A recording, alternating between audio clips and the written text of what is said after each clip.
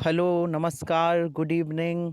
स्वागत है आपका एक बार फिर से हमारी रात्रि 8 बजे वाली क्लास में, जिसमें हम आपको पता है कि हम हिंदी के बेहतरीन 37 प्रश्न आप लेकर आते हैं रोज़ रात्रि 8 बजे, जो उत्तर प्रदेश पुलिस के लिए विशेष तौर पर ये सीरीज चलाई जा रही है। 37 प्रश्नों का बेहतरीन संकलन लेके आते हैं। आज एक बार फिर से मैं आपके समक्ष प्रस्तुत हूँ। ये 37 प्रश्न लेकर आया हूँ, तो आप सभी हमारे साथ जुड़ जाइए, तैयार हो जाइए आज के मॉडल पेपर के लिए। आपकी जानकारी के लिए बता दूं, आप अगर हमारे टेलीग्राम चैनल पर नहीं जुड़े तो जुड़ सकते हैं। टेलीग्राम चैनल का नाम है आमोद सर हिंदी। जुड़ जाइए वहाँ टेलीग्राम चैनल पर। तो हमारी ये जो सीरीज़ है ये यूपी पुलिस के लिए चलाई जाती है रात्रि 8 बजे, और ये तब तक चलेगी जब तक एग्ज़ाम पुलिस का नहीं हो जाता, वैकेंसी आएगी और एग्ज़ाम नहीं हो जाता। तो आप जुड़े रहिए हमारे साथ। चलिए स्टार्ट करते हैं आज का मॉडल पेपर। और आज के मॉडल पेपर का पहला प्रश्न बहुत ही शानदार प्रश्न है। एक एक प्रश्न की व्याख्या करवाऊंगा फिर से एक बार नई ऊर्जा नई एनर्जी के साथ। तो सामान्य हिंदी है। एक मिनट, मैं थोड़ा, ये सामान्य हिंदी है और स्टार्ट करते हैं। चलिए स्टार्ट करते हैं। हमारा पहला प्रश्न है और बहुत सावधानी पूर्वक पढ़ना है। लोकोक्ति ठंडा गर्म लोहे को काटता है। एक लोकोक्ति है सर, कौन सी? ठंडा लोहा गर्म लोहे को काटता है का अर्थ है ठंडा लोहा गर्म लोहे को काटता है। इस लोकोक्ति का अर्थ क्या है बताइए, जल्दी से आंसर दीजिए। इस लोकोक्ति का अर्थ क्या है सर? इसका अर्थ है क्रोधी को नम शांत कर देता है। कोई क्रोधी व्यक्ति है तो जो उसे शांत कर देता है विनम्र व्यक्ति, क्रोधी को नम शांत कर देता है। बहुत शानदार। चलिए बताइए, हमारा अगला प्रश्न है और बता दीजिए आप। एक और शानदार प्रश्न, एक और बेहतरीन प्रश्न। पंडिताई शब्द में कौन सा प्रत्यय लगा है बताइए। सर, प्रत्यय तो शब्द के पीछे लगता है। हाँ बिल्कुल, तो ताई प्रत्यय होगा। नहीं, पंडिताई में कौन सा प्रत्यय है सर? पंडित प्लस आई, तो कौन सा प्रत्यय होगा सर? जो विकल्प सी में लिखा है ना, यही होगा। आई प्रत्यय है। पंडिताई में कौन सा प्रत्यय है? आई प्रत्यय। चलिए, बहुत बेहतरीन सवाल, बहुत शानदार। जवाब गलत ना हो, मैं जानता हूँ गलत होने के यहाँ चांस ज़्यादा हैं। मैं ऐसा नहीं कह रहा कि आपका गलत हो जाएगा, लेकिन चांस ज़्यादा है। सावधानी से करना। निम्न में से किस शब्द में अप उपसर्ग लगा है बताइए। कौन सा शब्द है जिसमें अप उपसर्ग है? अब आप कहोगे सर अप तो सब में है, इस अपठित में भी अप लगा है, अपहरण में भी अप लगा है, अपनापन में भी अप लगा है, अपवित्र में भी अप लगा है। सर ये तो सब में लगा है। नहीं लगा। जब ऐसी सिचुएशन बने तो क्या करना, अलग अलग करो, उपसर्ग को निकाल लो, बाहर निकालो। तो अपठित में निकालो, अप अलग कर दिया, अप अलग किया तो क्या बचा सर? ठित बचा। ध्यान रहे, जब उपसर्ग अलग करो तो दोनों का अर्थ हो। इसका अप का भी अर्थ है और इस पीछे वाले का भी अर्थ हो। क्या ठित का अर्थ है कोई? ठित मीन्स क्या होता? कुछ नहीं। तो इसमें अप उपसर्ग है ही नहीं। अगर अप को अलग कर देंगे तो ठित बचेगा, और ठित कोई अर्थ नहीं देता है। जबकि ये नियम है शब्द का कि यदि किसी से उपसर्ग अलग हो जाए तो बचा हुआ शब्द भी अर्थ देना चाहिए। चलो अपनापन करो। सर अप अलग कर दिया, ठीक है, बचा हुआ शब्द है नापन। सर जब उपसर्ग अलग हुआ तो नापन बचा। ये नापन कोई अर्थ देता है क्या सर? नहीं देता है। तो इसमें से अपनापन उपसर्ग अलग नहीं कर सकते, अर्थात इस बात का मतलब ये है इसमें अपनापन उपसर्ग नहीं है। ठीक है। चलिए अपवित्र सर बताइए। ठीक है सर, अपवित्र में अप अलग कर दिया तो क्या बचा सर? अप कर दिया तो वित्र बचा। क्या हमने अप उपसर्ग अलग करने पर वित्र बचा? वित्र का कोई अर्थ है? कोई अर्थ नहीं है सर। जब अप हटाने पर वित्र का कोई अर्थ ना बचे तो इसका मतलब है इसमें से अप हटा नहीं सकते, और हटा नहीं सकते तो इसका मतलब ये है इसमें अप उपसर्ग भी नहीं है। चलिए, अपहरण में सर, अपहरण में है, हाँ यही होगा आंसर, अप प्लस हरण। सर, अप हटने के बाद हरण एक शब्द है जो अर्थ देता है ना, सीता हरण, हरण हुआ था। तो सर, अप हटने के बाद, उपसर्ग हटने के बाद ये बचा हुआ शब्द अर्थ देता है, अर्थात इसमें अप उपसर्ग है, सिर्फ अपहरण में अप उपसर्ग है। कितना बढ़िया प्रश्न था। दिख रहा था कि सब में है अप, पर था नहीं। यही ऐसे ही तो प्रश्न आते हैं एग्जाम में। बहुत शानदार। चलिए बताइए, मानव शब्द में, मानव शब्द के उपयुक्त भाववाचक संज्ञा का चयन कीजिए। मानव की भाववाचक संज्ञा बताइए। क्या प्रश्न है, क्या बेहतरीन प्रश्न है, बताइए बताइए। सर, मानव शब्द की जो संज्ञा है ना भाववाचक, हमने कहा किसी शब्द की भाववाचक संज्ञा बनाने हैं ना तो जिसमें ज्यादातर ता लगा के बनती हैं, मानव से बनेगी मानवता। ठीक है, मानवता, जैसे मित्र से मित्रता। ठीक है, बहुत बढ़िया, बहुत शानदार, आंसर सही होगा बी। बहुत बढ़िया। मनुष्यत्व नहीं होगा।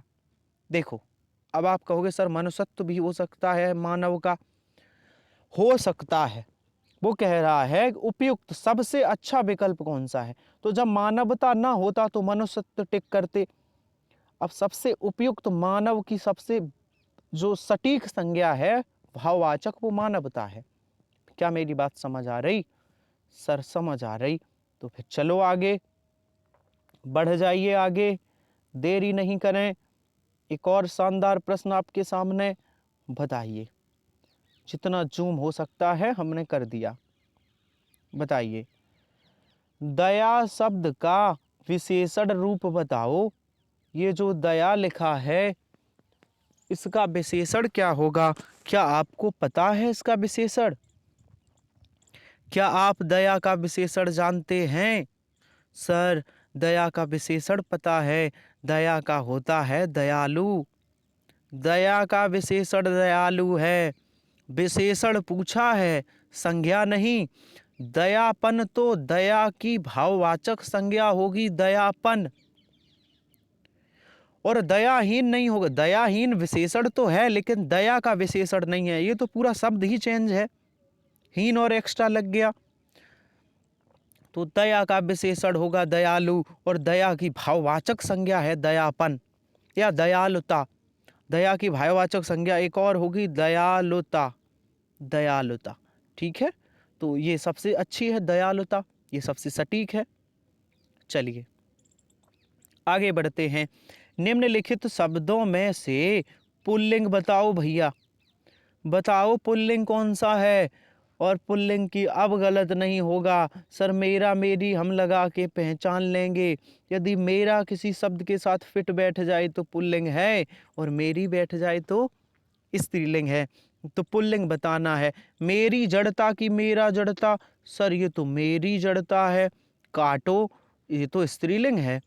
मेरी घटना की मेरा घटना, सर ये तो मेरी घटना, ये भी स्त्रीलिंग है। मेरी ईर्ष्या की मेरा ईर्ष्या, सर ये भी मेरी ईर्ष्या, ये भी स्त्रीलिंग है। मेरा बुढ़ापा, सर पुल्लिंग कौन सा है? सर बुढ़ापा में पुल्लिंग शब्द है। बहुत शानदार, बहुत लाजवाब, बहुत बढ़िया। चलिए आगे चलते हैं। हमारा अगला प्रश्न है, दीजिए जवाब। सर ऐसे प्रश्न हम लोग सॉल्व कर चुके हैं, सवाल का जवाब गलत ना हो, मैं ऐसी उम्मीद करता हूं। सर, किसका प्रयोग सदैव एक वचन में नहीं सदैव बहुवचन में होता है? तो एक वचन बहुवचन पहचानने हैं तो क्या ट्रिक बताई? सर, उस शब्द के पीछे क्रिया लगा दो। क्या लगाओ? क्रिया। कैसे क्रिया? बता रहे, अगर उस शब्द के पीछे क्रिया लगाई, क्रिया एक वचन है तो वो शब्द भी एक वचन, क्रिया बहुवचन तो शब्द भी बहुवचन। जैसे गाय के पीछे क्रिया लगाओ, गाय होती है कि गाय होती हैं? सर गाय होती है ये एक वचन है, हमें तो बहुवचन पूछा। नारी होती है कि नारी होती हैं? अगर होता नारियां होती हैं तो ठीक था, नारी होती है ये भी एक वचन है। लता होती है, लता होती हैं नहीं, लता होती है। दर्शन होते हैं, सर कौन सा विकल्प सही है? बी, दर्शन होते हैं। और भी बहुवचन में है दर्शन, जैसे आंसू, जैसे दर्शन, जैसे प्राण, ये शब्द सदैव बहुवचन में होते हैं और बार बार एग्जामिनर पूछता है, इनको याद रखना है। बहुत बढ़िया, बहुत शानदार, बहुत अच्छे। चलिए, वे भ्रष्टाचार के प्रबल विरोधी थे, इस वाक्य में सर्वनाम का कौन सा प्रकार है? अच्छा, इस वाक्य में कौन सा सर्वनाम आया है? तो पहले ढूंढो सर्वनाम है का। सर ये है सर्वनाम, वे। अच्छा, तो ये वे कौन सा सर्वनाम है? सर पता है ना, ये वे है ना, ये पुरुषवाचक सर्वनाम है। ये कौन सा सर्वनाम है? बे, पुरुषवाचक। पुरुषवाचक सर्वनाम में कौन कौन आता है? सर पुरुषवाचक के तीन भेद होते हैं। पुरुषवाचक के तीन भेद, एक होता है उत्तम पुरुष, एक होता है मध्यम पुरुष, एक होता है अन्य पुरुष। अच्छा, मैं पूछूं सर्वनाम के कितने भेद? जल्दी बताओ, सर्वनाम के कितने भेद? सर 6 भेद। तो उसमें ही से एक भेद है पुरुषवाचक, इसके भी 3 भेद। उत्तम पुरुष में आता है मैं और हम, मध्यम पुरुष में आता है तू, तुम और आप, अन्य पुरुष में आता है यह, वह, ये, वे। ये अन्य पुरुष में आता है या किसी का नाम हो। तो पुरुषवाचक कौन है? सर वे जो है ना, ये पुरुषवाचक सर्वनाम है। क्या बात है, बहुत बढ़िया, बहुत शानदार। चलिए, अब हम लोगों का अगला प्रश्न है, फिर से पढ़िए। अब ठीक है, बताइए, अपभ्रंश को पुरानी हिंदी किसने कहा है? भाषा और बोलियों से सवाल है। सर जो अपभ्रंश है, हाँ, उसे पुरानी हिंदी चंद्रधर शर्मा ने कहा है। बिल्कुल सही है, उसे पुरानी हिंदी किसने कहा है? चंद्रधर शर्मा ने। बहुत बढ़िया, बहुत शानदार। चलिए आगे बढ़ जाइए। बताइए, रवि नाटक खेलता है। मैं थोड़ा छोटा कर दूं, अब ठीक है, सवाल गलत ना हो। रवि नाटक खेलता है, इस वाक्य का कर्म रूप क्या होगा? रवि नाटक खेलता है, इस वाक्य का कर्म रूप क्या है? तो देखो, हमने एक बात बताई ना, ये वाक्य किस काल का है? पहले ये बताओ। सर ये सामान्य वर्तमान का है, तो कर्मवाच्य भी सामान्य वर्तमान में ही होना चाहिए, याद रखना। कर्मवाच्य, तो सर कर्मवाच्य कैसे बनाएंगे? द्वारा शब्द लगा दो, रवि द्वारा नाटक। अब द्वारा तो सर सब जगह लगा है, ऑप्शन ए में भी द्वारा है, बी में भी द्वारा है, सी में भी है और डी में भी है। सर अब क्या करें? तो हमने आपको बताया रवि द्वारा नाटक खेला जा रहा है, ये तो अपूर्ण वर्तमान का वाक्य है, हमें सामान्य वर्तमान का दिया गया है। और इसके नियम है, यदि कोई वाक्य सामान्य वर्तमान का है, कर्मवाच्य भाववाच्य बनाने को आए तो उसका सामान्य वर्तमान में ही बनाया जाता है। इसलिए ए वाला नहीं होगा। सर रवि द्वारा नाटक खेला जाता, ये सामान्य भूत में चला गया।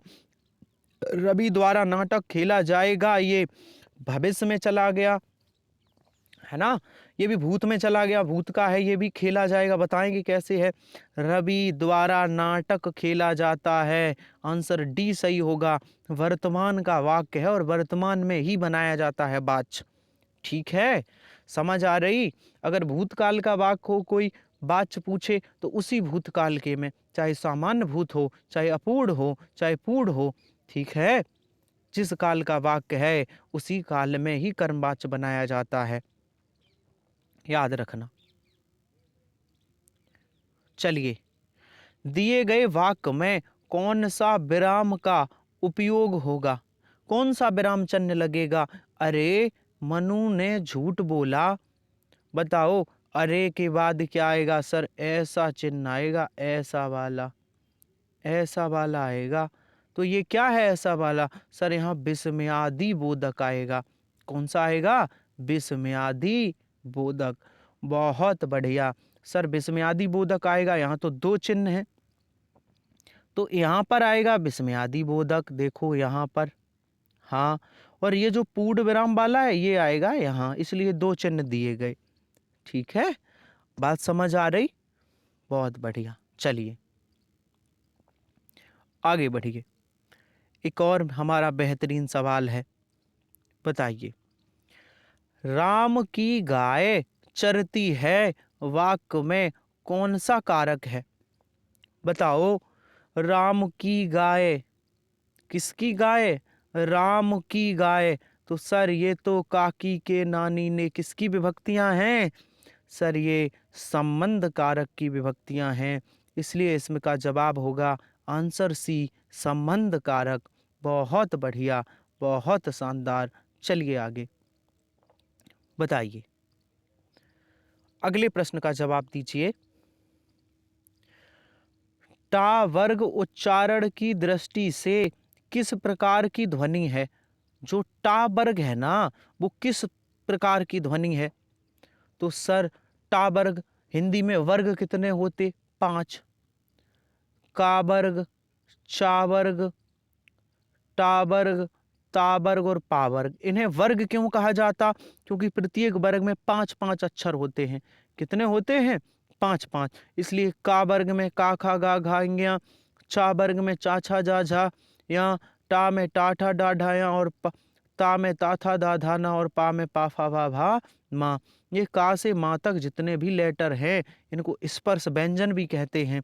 इनकी संख्या 25 होती है, और एक वर्ग में, एक लाइन में 5 अक्षर हैं तो इनको वर्ग कह दिया। जैसे का से शुरुआत है तो इसका नाम रख दिया का वर्ग, चा से शुरुआत चा, ऐसे ही वर्ग हैं।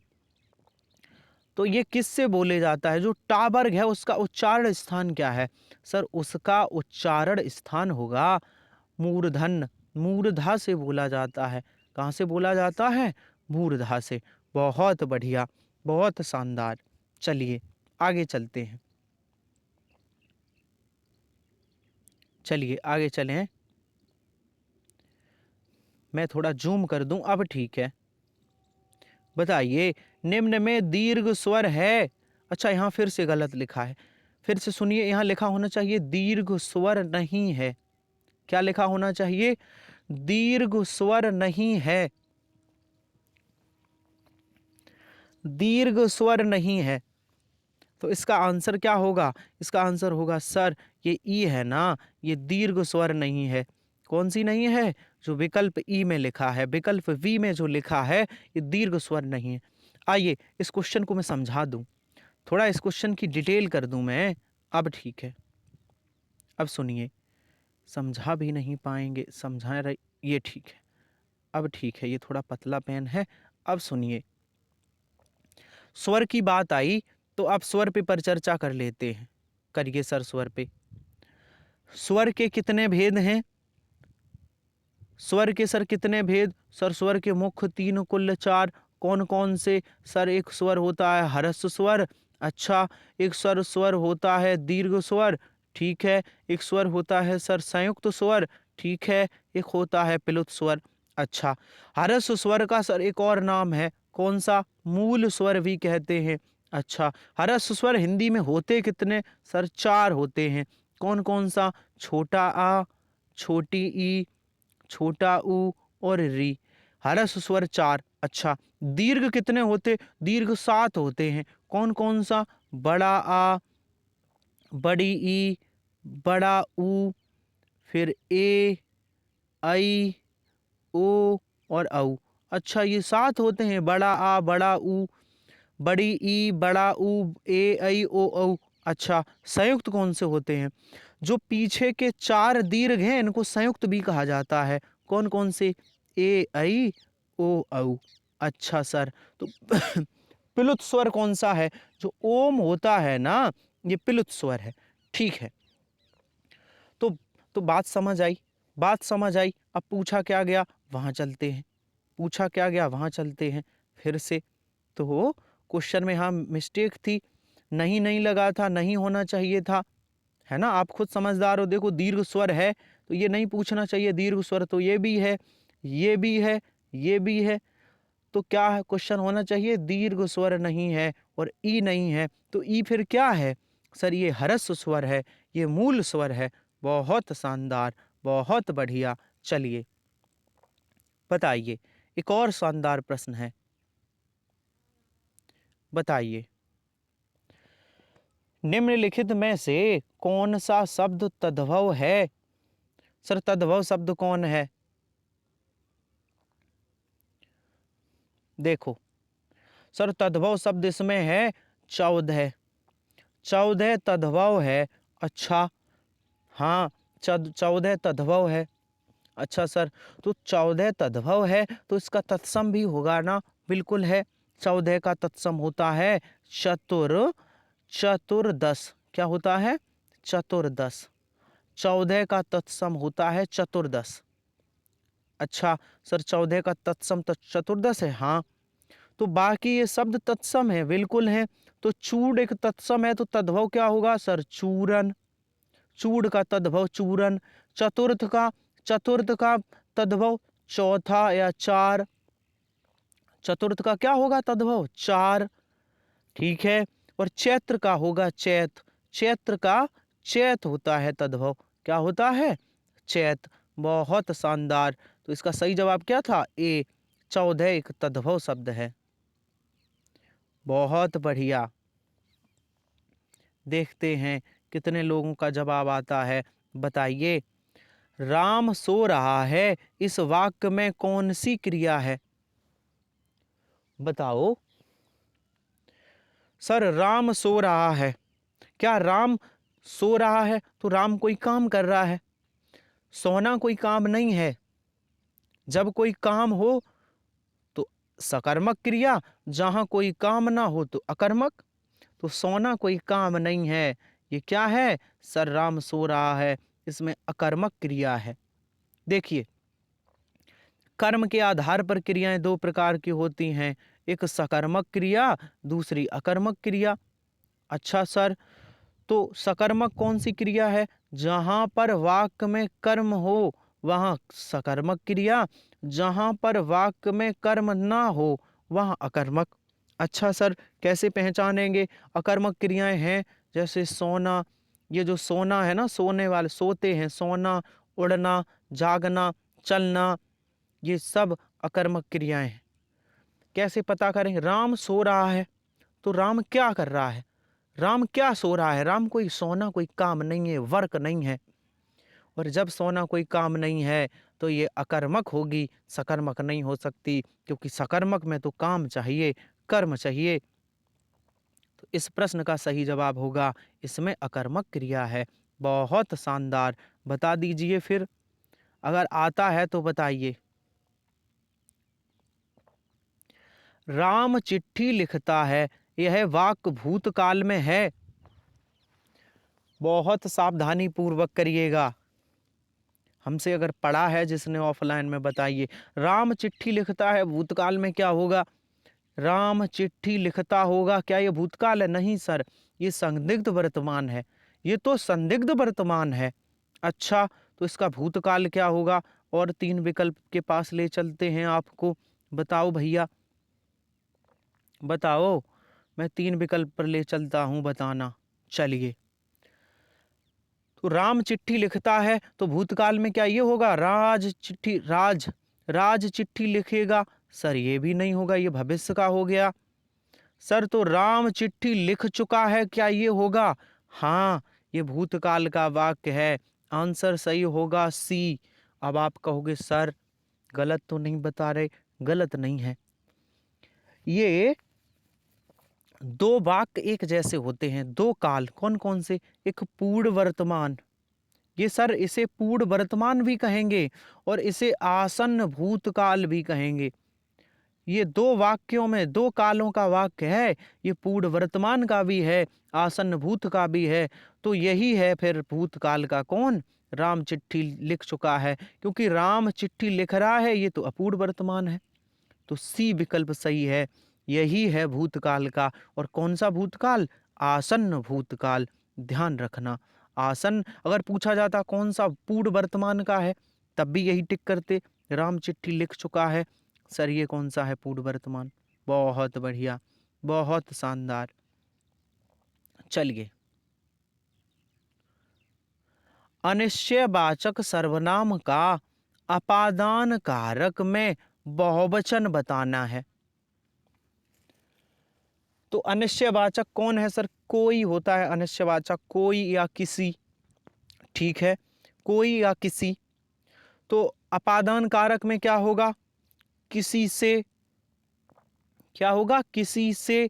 भैया से इसकी विभक्ति लगानी पड़ेगी, लेकिन ये किसी नहीं होगा फिर, क्योंकि उसने बहुवचन पूछ लिया, तो किसी का हो जाएगा किन्हीं। किन्हीं से। तो अनिश्चयवाचक का अपादान और बहुवचन क्या होगा? सर किन्हीं से, क्योंकि बहुवचन भी होना चाहिए, तो किन्हीं बहुवचन भी है, अनिश्चयवाचक भी है, और इससे की वजह से अपादान भी है। तो कौन सा सही होगा? सी विकल्प। चलिए आगे चलते हैं। बताइए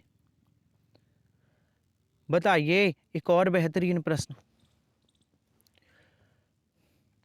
यस धा शब्द में संधि युक्त पद कौन सा है? बता दोगे ना? कौन सा पद है? सर यशोधा। कौन सा है? विकल्प सी है, यशोधा। अच्छा, इसमें कौन सी संधि है? सर सबको पता है, इसमें तो विसर्ग संधि है। कौन सी है? विसर्ग संधि है। बहुत बढ़िया, बहुत लाजवाब। बताइए बताइए हमारा अगला प्रश्न। जो तौला मापा जा सके के लिए निम्नलिखित में से कौन सा शब्द होगा? जिसे तौला मापा जा सके। सर जिसे माप सकें, जिसे तौल सकें, जो मापने तौलने योग्य हो, सर उसे क्या कहते हैं? जल्दी से जवाब दीजिए, जल्दी से जवाब दीजिए। उसे क्या कहते हैं? सर जो तौला मापा जा सके वह क्या कहलाता है? वह परमेय कहलाता है। क्या कहलाता है? परमेय। बहुत बढ़िया। चलिए आगे चलते हैं। बताइए एक और बेहतरीन प्रश्न। निंदा शब्द का विलोम शब्द है? बहुत शानदार, जवाब गलत ना हो। निंदा का विलोम क्या है? सर निंदा शब्द का, सर निंदा मीन्स होती है बुराई। अच्छा, तो इसका विलोम क्या होगा? स्तुति। निंदा का विलोम क्या होता है? स्तुति, जो विकल्प सी में लिखा है, स्तुति। स्तुति मीन्स होती है, निंदा मीन्स होती है बुराई, आलोचना, और स्तुति मीन्स होती है किसी की पूजा करना, है ना, अर्चना करना, उसकी वंदना करना, उसके प्रति सम्मान, स्तुति। चलिए बहुत बढ़िया, बहुत शानदार। चलिए फिर से एक और बेहतरीन प्रश्न है। निम्नलिखित में से चार विकल्पों में से उस विकल्प का चयन करें जो दिए गए शब्द का पर्यायवाची शब्द नहीं है। लास्ट में नहीं लगा है। अच्छा, तो जूम कर लूं मैं, ठीक है। तो स्त्री का पर्यायवाची कौन सा नहीं है? बताओ, जल्दी से जवाब दीजिए। स्त्री का पर्यायवाची नहीं है। सर स्त्री का पर्यायवाची बनता होता है, बिल्कुल होता है। रमणी होता है, बिल्कुल होता है। स्त्री मीन्स कामनी होता है, लेकिन स्त्री मीन्स बाड़ी नहीं होता। बाड़ी तो आवाज का है, बाड़ी नहीं होता। आंसर सही होगा ए। और स्त्री का पर्यायवाची औरत भी होता है ना, औरत। बहुत बढ़िया, स्त्री का पर्यायवाची बाड़ी नहीं है।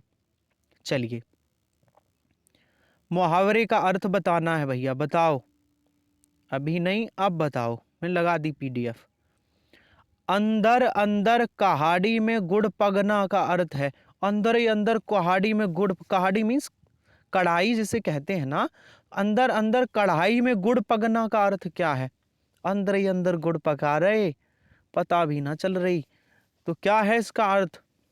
बहुत बढ़िया सर, इसका अर्थ है, इसका क्या अर्थ है?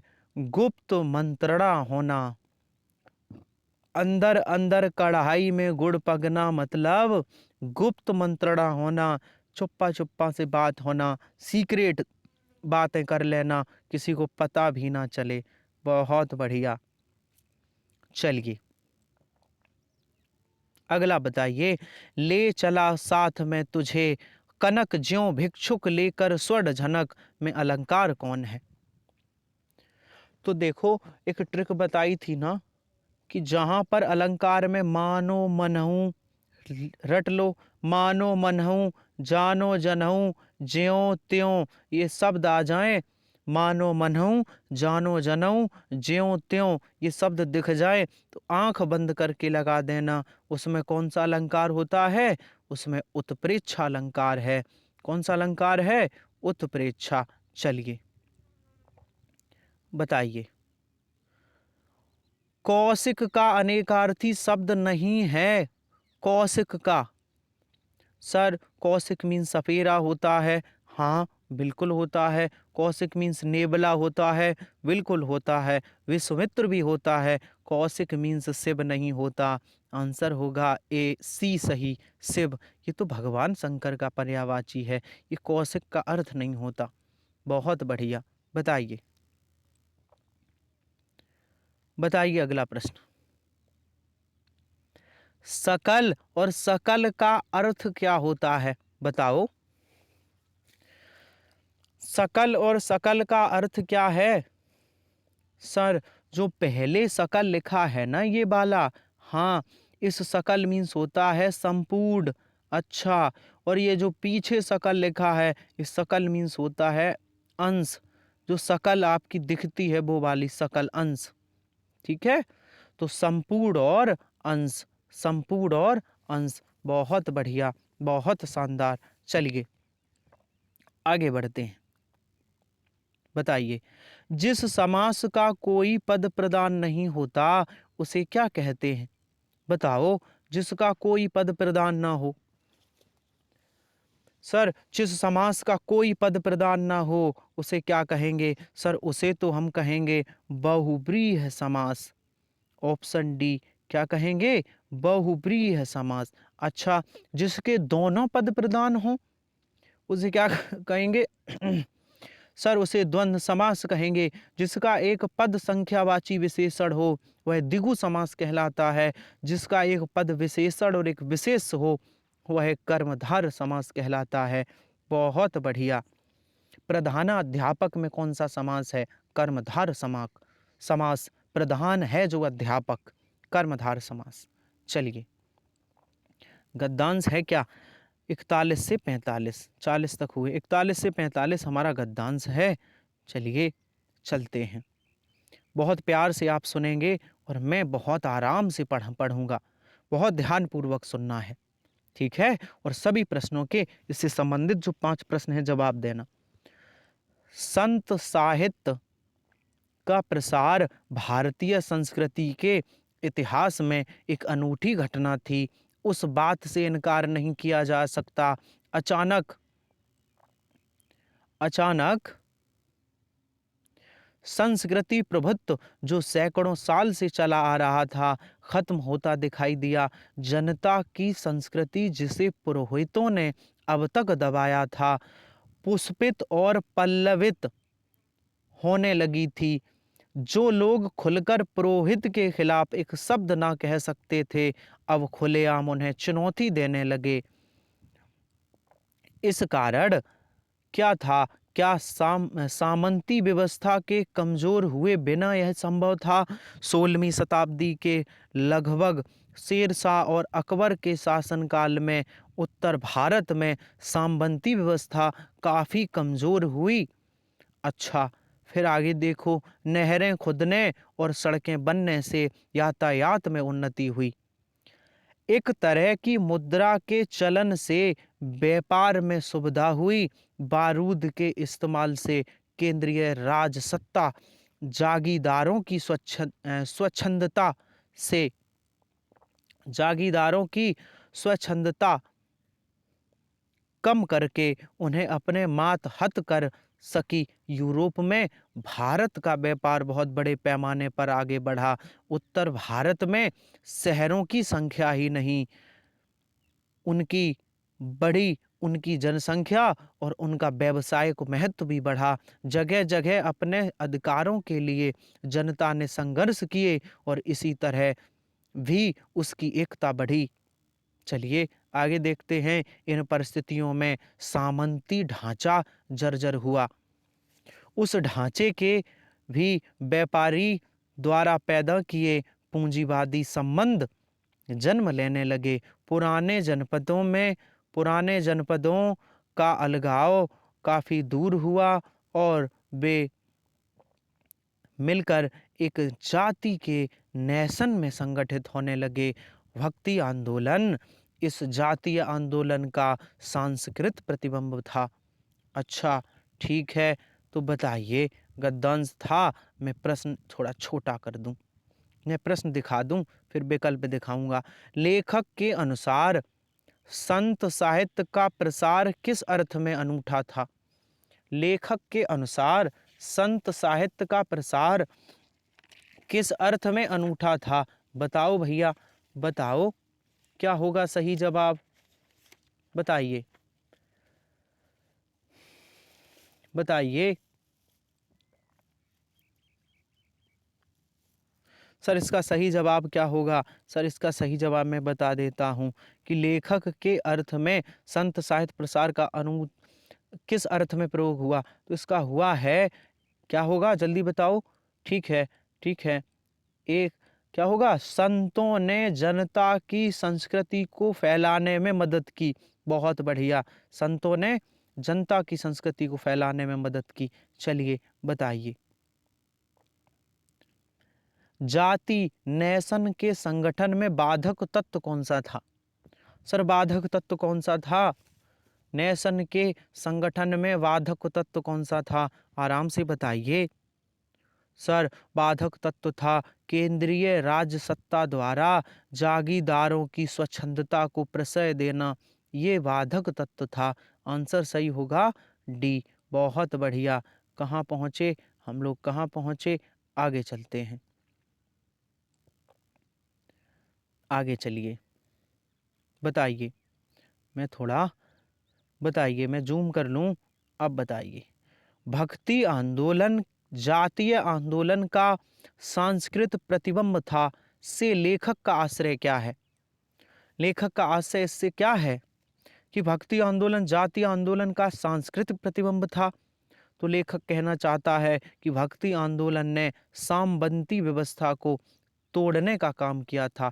जो सामंती व्यवस्था थी उसे तोड़ने का काम किया। बहुत बढ़िया। चलिए बताइए बताइए, शेर शाह और अकबर के शासन काल में के दौरान कौन से गुण ने भक्ति आंदोलन को फैलाने में मदद पहुंचाई? कौन से गुण ने भक्ति आंदोलन को फैलाने में मदद पहुंचाई, बताओ। तो उनका विस्तृत उदारवादी और स्थायी साम्राज्य था, इसने भक्ति आंदोलन को आगे बढ़ाने की मदद पहुंचाई। अगर स्थायी ना होता तो भक्ति आंदोलन फैलता नहीं। चलिए अगला प्रश्न, और इस गद्यांश का आखिरी प्रश्न है। संस्कृति प्रभुत्व के लेखक का संकेत किस संस्कृति के प्रभुत्व से है?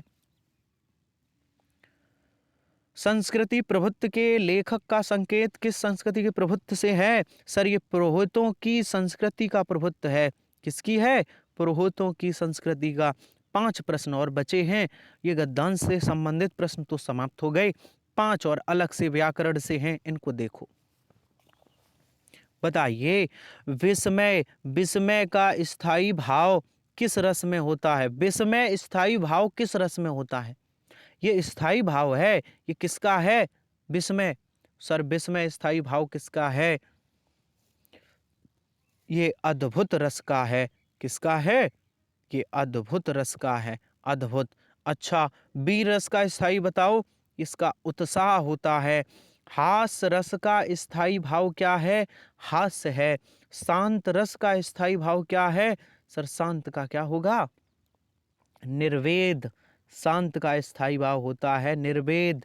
और श्रृंगार का पूछें तो श्रृंगार का होता है रति। चलिए, बहुत शानदार, बहुत बढ़िया। इसी तरह आप जवाब देते रहिए। बताइए, कितनी नावों में कितनी बार रचना को किस पुरस्कार से सम्मानित किया गया? जो कितनी नावों में कितनी बार रचना है, इसे कौन सा पुरस्कार मिला? क्या आप बता पाओगे? सर, इसे ज्ञानपीठ पुरस्कार मिला था। ज्ञानपीठ। अच्छा, अब क्लास खत्म हो तो आपका होमवर्क है, कमेंट बॉक्स में बताना। आपका रोज एक होमवर्क रहेगा। आज फिर से, कितनी नाव में कितनी बार किसने लिखी है, किस कवि की रचना है, कमेंट बॉक्स में बताना। आप क्लास खत्म हो उसके बाद कमेंट करना, कितनी नाव में कितनी बार। 147 का क्या आंसर होगा बताना आप। चलिए, 48वां प्रश्न। 2 प्रश्न और हैं। जयचंद्र प्रकाश नामक महाकाव्य के लेखक कौन है? जयचंद्र प्रकाश नामक जो महाकाव्य है, ये भट्ट केदार ने लिखा है। किसने लिखा है? भट्ट केदार ने। बहुत बढ़िया। मैथिली सरल गुप्त का संबंध आधुनिक काल के किस युग से है? मैथिली सरल गुप्त किस युग के कवि हैं? सर, ये मैथिली सरल गुप्त द्विवेदी युग के कवि हैं। किस युग के हैं? द्विवेदी युग के हैं। बहुत बढ़िया, बहुत शानदार। और हमारा आज का मॉडल पेपर का आखिरी प्रश्न, जवाब गलत ना हो। हरि गीत का छंद में कुल कितनी मात्राएं होती हैं? हरि गीत का छंद में कुल कितनी मात्राएं होती हैं? सर, हरि गीत का में 28 मात्राएं होती हैं। अच्छा, देखो, एक होता है चौपाई। सर, चौपाई में 16 मात्राएं। चौपाई। एक होता है गीत का। गीत का में सर 24 मात्राएं। और एक होता है हरि गीत का, इसमें 28 मात्राएं। 16, 24, 28। चौपाई, गीत का, हरि गीत का। बहुत अच्छे, बहुत अच्छा आपने कमेंट किया, जवाब दिए। बहुत अच्छे तरीके से हमारे साथ आपने सवालों का अभ्यास किया। ऐसे ही जुड़े रहिए। तो बताइए और कमेंट करिए कि आज का सेशन कैसा लगा, और बताइए 37 में से कितने प्रश्न सही हुए। तो आप लोग हमारे टेलीग्राम चैनल पर जुड़ सकते हैं। टेलीग्राम चैनल का नाम है आमोद सर हिंदी। वहाँ जुड़ जाइए, क्लास से संबंधित महत्वपूर्ण अपडेट मिलती है। ठीक है, तो चलते हैं, आज की क्लास को समाप्त करते हैं। मिलते हैं कल इसी समय फिर से नए बेहतरीन प्रश्नों के साथ। तब तक के लिए धन्यवाद।